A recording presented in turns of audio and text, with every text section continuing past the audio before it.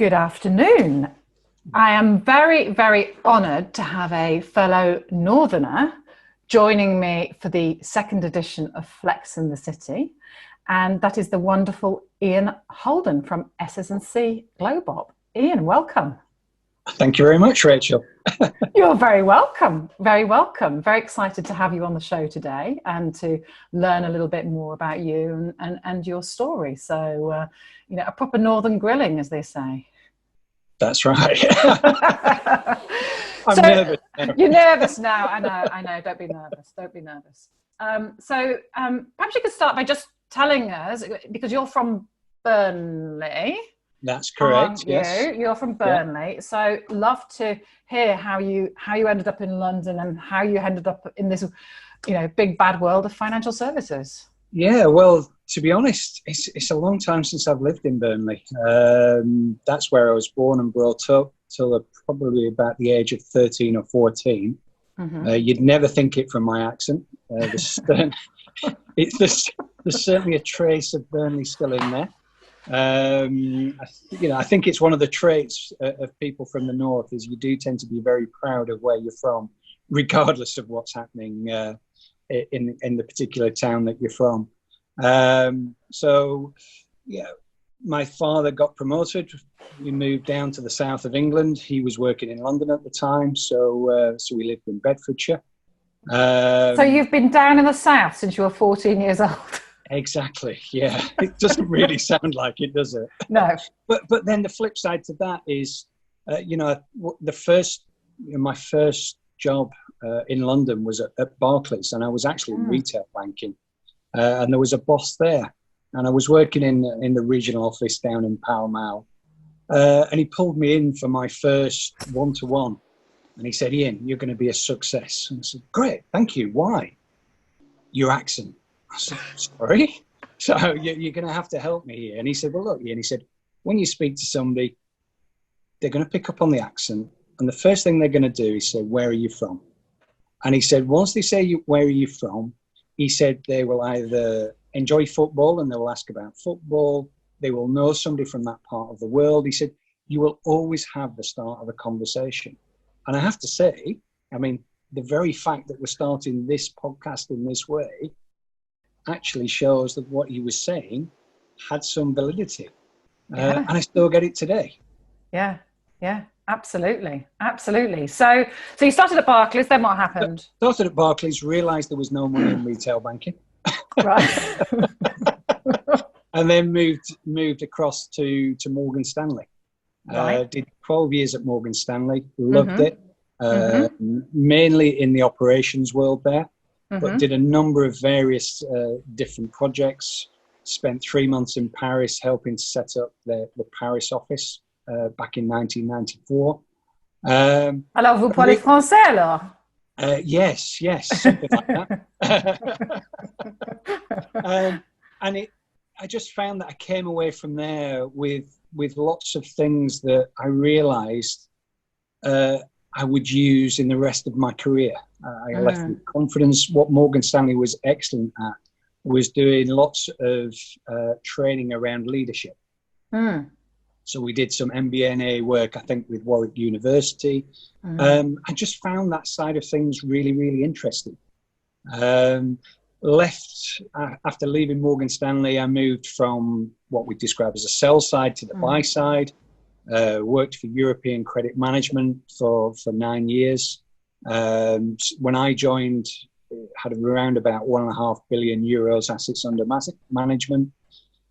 Before the downturn in 2008, it got up to over 30 billion euros AUM. And then obviously 2008 came along, things turned. It was bought by Wells Fargo.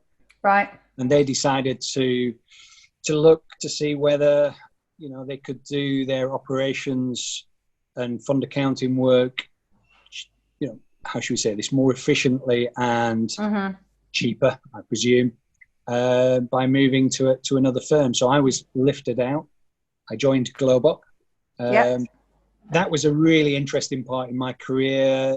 How do you go through a change like that? How do you make a change like that work for you?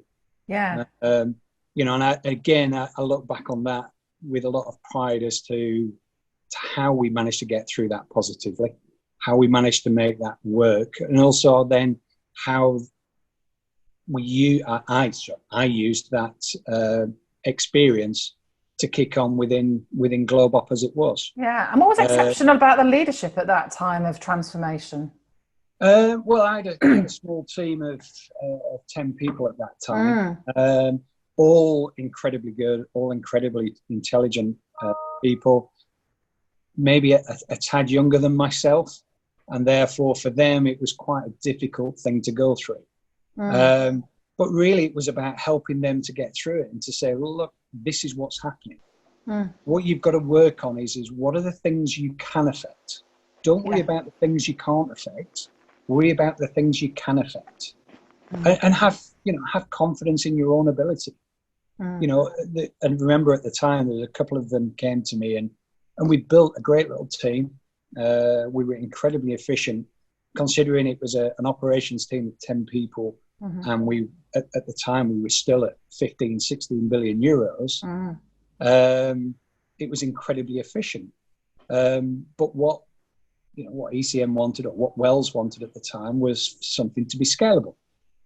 If they were to lose more AUM, they didn't want to let people go. They didn't want to go through that. They wanted to make sure that they had a scalable operation where the cost of that operation would scale with the size of the and like I say, a couple of them came up to me and said, Ian, it must be awful. You spent all this time putting together this team and we're really successful. And it's like, no, it's just it's allowing us to move on to the next stage of our careers. Yeah. Sometimes you need that. Sometimes people, and I've seen it across the various different firms that I've worked for, you see people sleepwalking through their career, never really taking, when it comes to the fork in the road, do you take the opportunity or do you take the easy route? And for me, I think I've been lucky in the fact that things have happened to me that have given me the opportunity to take the right fork in the road. So who's inspired you along the way in your career? Has there been a leader that you reported to when you were much younger that really inspired you? I think there is, if you look across my career, my time at Morgan Stanley, I was very lucky. About 2 or 3 years into my time there, I did the time in Paris. That was part of a project, not only to set the Paris office up, but to build a new settlement system. Was working for a guy at the time called Keith Barrett. And Keith was one of those guys, he was just a bundle of energy. You couldn't work for Keith without being passionate. Right. And it really changed my whole outlook. Instead of waiting for somebody else to tell me what to do, I realized, actually, you know what? I've got lots I can give here. And I watched how Keith worked and how he got the people to operate around him. And the reason he was successful was because he was giving people opportunities. And the question was, are you going to take it? So I think Keith was inspiring that way. If I look at in the business that we're in now, I'm very lucky to work with Rahul Kanwar and Bill Stone and Ken Fullerton in the States. And I look at those guys, Bill in particular. Bill, you meet Bill, Bill's an inspiration. He's built this firm up into the multi-billion-dollar firm that it is from his own garage. How do you do that? Bill's taken risks along the way. He's somebody that's worked out a plan. He buys firms and he gets more out of the firm than the previous owners. Right. And how does he do that? He doesn't, if you think back to the RBS-ABN merger or takeover, a great example, in the end, it brought RBS down. Why? Because nobody had a real plan with what to do with ABN once they bought it. And you look at Bill always has a clear plan. What are we going to do with that firm? And not only that, he knows what that firm is worth to him. Once it goes past that, he leaves the ego at the door. Okay. And that's important. So if I look at the moment, working with the likes of Rahul and Bill, they're pretty inspirational as well. Fantastic. So, Ian, I know that in your spare time, when you have some spare time, you are an avid reader of leadership books. Which is your favourite one? Curious. So there's a number of good ones out there. I particularly like Tipping Point, the Malcolm Gladwell book. I like the story that one tells, and I think there's a story in there where it says, I'm no expert on the American Civil War, so for any American listeners, I apologise now. But when the English were coming over in their armada, somebody gives the heads up and says, right, we need to go and bring an army in to help fight them when they land. And one of the guys goes north, one of the guys goes south. One comes back with thousands of people, and one comes back with 50 people. Why? Mm-hmm. What was it that the person that went north did that they were both telling the same story? So why was it? I also love reading Matthew Syed in the Times. I like his black box thinking. Mm-hmm. I think there's an awful lot that the finance industry can take from that. I like the story there about comparing how the medical industry looks at mistakes in comparison to the airline. And I think there's a lot that financial services can learn from that, because, we're dealing with serious amounts of money and things do go wrong. How do we break down what went wrong, and how do we make sure that that doesn't happen again? And for me, a lot of that is all around governance. How do you make sure that as a leader, you make sure that there's good governance, and that there's also a culture that you create that allows people to come forward to tell you what's going on. Yeah, absolutely. Absolutely. We're getting a lot of the governance and culture theme on these podcasts around financial services. So what skills do you feel are needed by financial services leaders today, Ian? Has it changed? Yeah, I think it probably has. I mean, I think to be a leader, there is a bit where you have to be a people person. Mm-hmm. You have to manage egos, probably more so in the financial services industry than most. Mm-hmm. I think it's about surrounding yourself with good people. Yeah. I think that to me is the key in any leadership role, whether it be financial services or not. You're only as good as the people that you surround yourself with. Yeah. I think, the obvious thing in financial services, if I remember back to my first role, tickets were still written on a piece of paper. They were filed in a humongous filing cabinet at the end of the corridor. And if obviously now we look at the technology and where it's going, it's incredibly different to when I first started. Having said that, I do think in the financial services industry, I think in a way we're almost trying to play catch up now. So if you look at the retail world and the likes of Revolut, that if you pardon the pun, are revolutionising personal banking, the question is who's going to be the disruptor in in our world, in the financial services industry that's looking at asset managers and investment banks, etc. Yeah. There's been a lot of talk of Amazonization, hasn't there? There has, but I think, firms like ours are probably well positioned in the fact that we're a technology firm that's in financial services, as opposed to a financial services firm that's trying to become a technology firm. Yeah, absolutely. So what would you say are the two most important traits that you have that have brought you your own success? Oh, wow. Oh, dear. Put you on the spot there. Put you on the spot.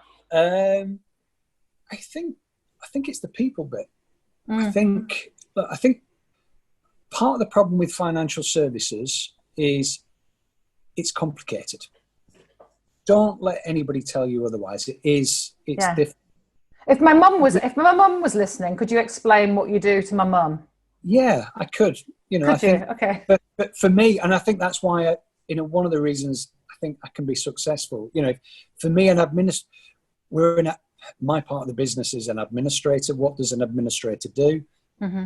If you were to invest in a fund, you would want to make sure that what that fund says they had traded, Mm-hmm. what the fund is worth, it is worth, and what they hold, they really do hold. Right. And that's the basics of what we do. We're here as the check for the investors to say, this isn't Bernie Madoff. Right. Yeah. I think my mum could understand that, Ian. Good northern explanation. Having said that, to be able to do that, it's incredibly complicated. You need really good technology, you need really good people, and you need really good governance in place. Yeah. And I think for me, that's one of the advantages, is to be able to say, you were asking about books, and I recently read Range, and it's about being a generalist, understanding the various different points, but understanding below those points, there are experts that we have here. And how do you make the most of their expertise? And by doing that and flying maybe slightly higher, you can then start to put it together to say, well, actually, how would this work for a client? What is it that a client would want from all this expertise and technology that we've got? So I couldn't not touch on this in this podcast. I know that you are a huge, passionate football fan, Ian. Is that true? That is correct, yes. That is correct.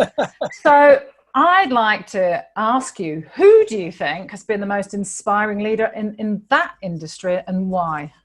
So I think you can probably look at a couple of people. One is probably one that people would expect me to say. Another one, if you know me, you would expect me to say.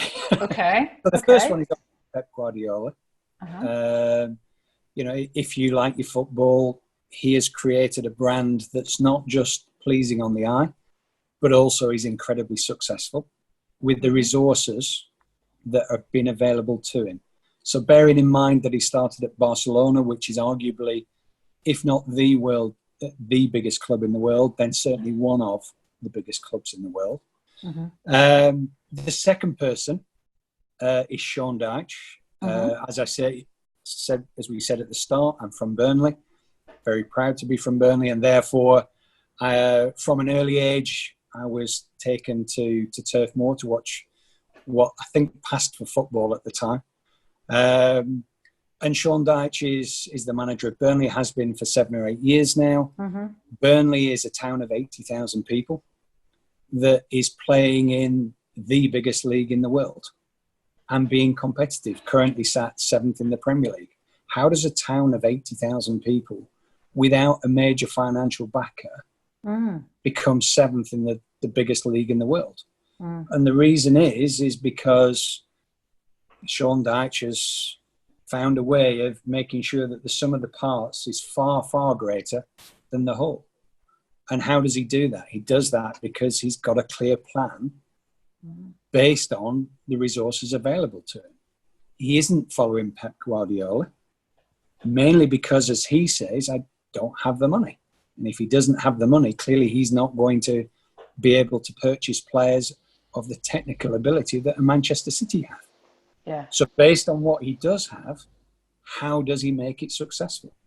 And part of that is, first of all, he sets the strategy. The second thing is he's then got to get the people that work for him, whether it's the players, whether it's the coaches, whether it's the media people, to believe that the strategy will work. And then he's got to put it into practice. And you look at where they are, he's clearly incredibly successful. So it's strategy and employee engagement. Yeah. How do you know? And let's face it, if you're then putting that together with the financial services industry, you look at football, I think it's fair to say there are one or two egos in football. And if we're being honest about the financial services industry, there's one or two egos in the financial services industry. For sure. So, you look at it and you get to a leadership role, you are going to have to manage egos. How do you do that? Exactly the same challenge that's being put to a football manager. Yeah, yeah. Fascinating. So what behaviours do you think financial services leaders can really adopt that we can take away from football?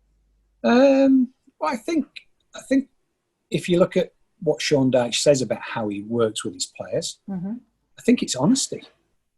I think it's integrity. What are you looking for from your leader? Somebody you can believe in. Somebody who believes in you. Yeah. Somebody who gives you opportunities. Somebody who sets you challenges. Yeah. You know, and I think that's what I like. You know, I honestly believe here we've created a very good team. We have a very clear strategy. You know, I think my role in that is to allow people to reach their potential.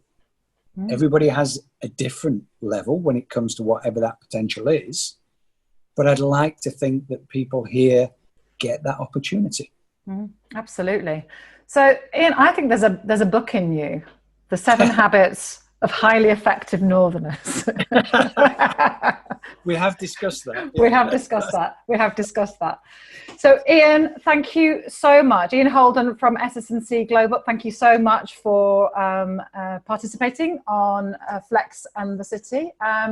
Thank you very much. You're welcome. Really enjoyed it, Rachel. Good.